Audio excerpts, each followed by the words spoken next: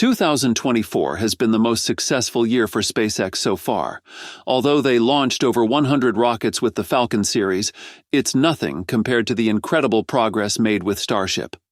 Remember, this rocket is the largest to ever exist in space history, and many experts believed it was impossible to launch off the ground. But SpaceX not only launched it once, but successfully did so 6 times already. If there's anything more exciting than what SpaceX has achieved this year, it's what they have planned for the future. 2025 is shaping up to be a fiery year, with up to 25 Starship launches on the schedule. That's 2 launches every month. Of course, this won't be easy, and SpaceX has already started preparing by upgrading their launch pads, including introducing a larger, stronger, and more robust water deluge system. We'll cover all these exciting developments in today's video. Before we delve any deeper, please make sure to subscribe to our channel for future updates about Starship and SpaceX's other groundbreaking achievements. SpaceX originally operated with just 1 launch pad at Starbase, but to meet their ambitious plan of launching more Starship rockets, they had to build additional infrastructure. This led to the development of Launchpad B, a brand new launch site that will play a critical role in the future of Starship launches. What makes Launchpad B different from the previous one, Launchpad A, is its upgraded systems and enhanced design.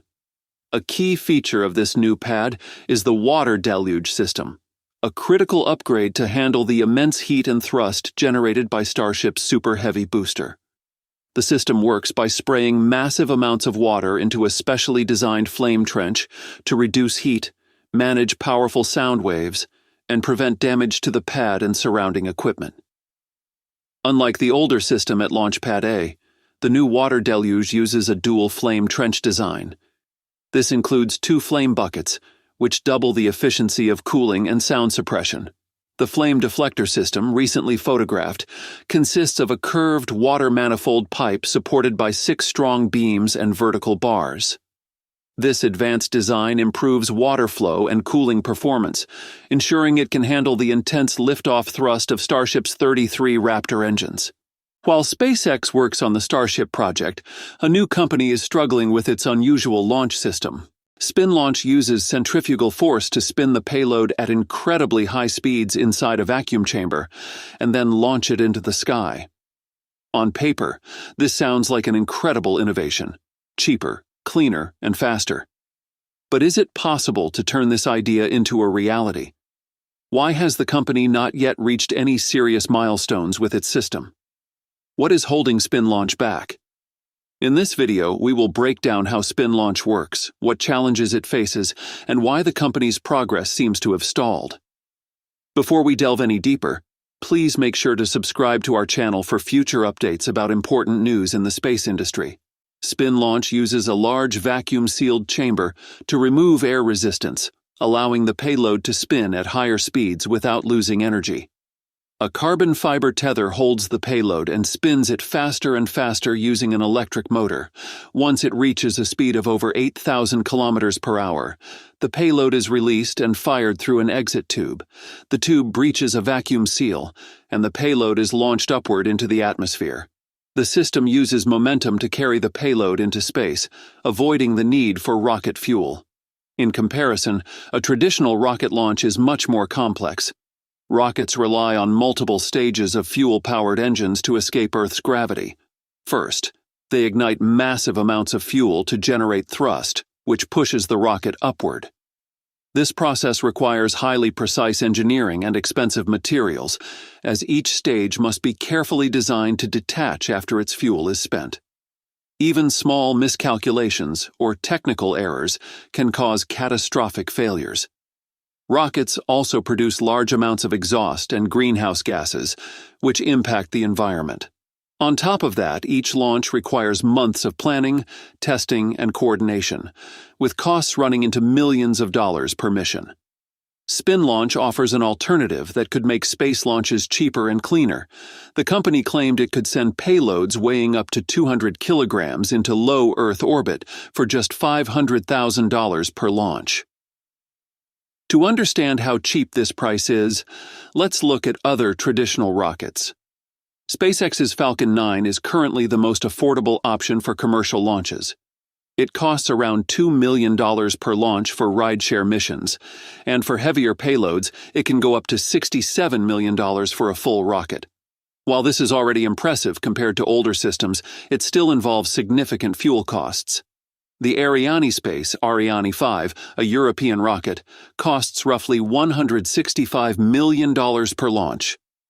In the United Launch Alliance lineup, the Atlas V costs approximately $109 million per launch, while the newer Vulcan Centaur is aiming for around $100 million per launch. Spin launch, by comparison, removes much of the complexity and expense tied to these traditional systems. When spin launch first introduced its concept, it seemed almost too good to be true. The idea of launching payloads into space without rockets sounded revolutionary, but also far-fetched.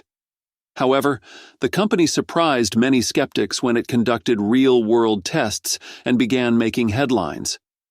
To prove their concept, Spin Launch built a smaller prototype at Spaceport America in New Mexico, a facility well-suited for experimental aerospace projects. The prototype was a 33-meter-wide centrifuge housed inside a vacuum chamber, a scaled-down version of what they eventually hoped to build. Unlike traditional rockets, which require enormous amounts of fuel and produce fiery launches, this system uses electric motors to spin payloads at extreme speeds and then release them. Between 2021 and 2022, Spin Launch conducted 10 suborbital launches using this prototype. The payloads reached altitudes of around 10 kilometers, which, while not close to orbital heights, demonstrated that the system could work in practice. However, the excitement around these tests came with a major reality check. While reaching 10 kilometers was impressive, it fell far short of the 300 kilometers needed to achieve orbit. To put this into perspective, most satellites are launched into low Earth orbit, which typically ranges between 300 and 2,000 kilometers above the Earth's surface. This is where the majority of commercial satellites are placed, including communication satellites, Earth observation systems, and even parts of the International Space Station. Beyond just altitude, achieving orbit requires a payload to travel at speeds of approximately 25,000 kilometers per hour, a velocity known as orbital velocity. This is no small feat, as escaping Earth's gravity demands an enormous amount of energy. Spin Launch's tests so far have achieved speeds of around 1,600 kilometers per hour, which is only a fraction of what is needed. Reaching orbital speeds involves overcoming immense atmospheric drag and maintaining enough forward momentum to remain in orbit rather than falling back to Earth. This is where another significant problem arises. Most satellites launched today are highly complex and extremely fragile. They carry sensitive scientific instruments and cameras that require careful handling and protection during launch. Traditional rockets, while expensive and fuel-hungry, provide a relatively smooth and controlled ascent to orbit. Modern rocket systems use vibration dampening systems and controlled thrust to ensure that payloads experience minimal stress. Spin Launch's system, on the other hand, subjects payloads to forces exceeding 10,000 Gs during the spin-up process. To give context, a typical rocket launch exposes payloads to forces of about 3 to 5 Gs at most. These extreme forces from Spin Launch's centrifuge could easily damage or destroy delicate satellite components, making this system far less practical for most commercial or scientific missions. While this system seems very unlikely to launch typical payloads to orbit, there are other potential uses for it. Most famous companies we know today didn't start with their now famous products. They shifted their focus over time to adapt to markets and find their niche. For example, Amazon began as an online bookstore before growing into the e-commerce and cloud services giant it is today. Similarly, Spin Launch's current system, even if it cannot meet the requirements for fragile, could serve other purposes. One potential use could be for launching low-cost, rugged components into the upper atmosphere. These components might include simple sensors, weather balloons, or experimental payloads that are less sensitive to the extreme G-forces of the launch process. Spin Launch could also be used for hypersonic vehicle testing. Additionally, Spin Launch could play a role in suborbital deliveries. Companies could use the system to quickly send small payloads to remote locations around the world, where traditional logistics methods might be too slow or expensive. This use case would be particularly useful for delivering emergency supplies, such as medical equipment or humanitarian aid, in disaster-affected regions. The company could leverage its expertise to develop traditional rockets. Despite SpaceX's dominance, the space launch industry is expanding rapidly, offering opportunities for new entrants. The number of orbital launches has been increasing in recent years. In 2020, there were 114 launches. This number rose to 145 in 2021, 187 in 2022, 2022, and 224 in 2023. As of December 3, 2024, there have been 231 launches, indicating a continuing upward trend. Their experience with innovative launch technologies could provide unique advantages in developing cost-effective and efficient rocket systems. That's all for today's video. Thanks for watching, and we hope to see you in the next one.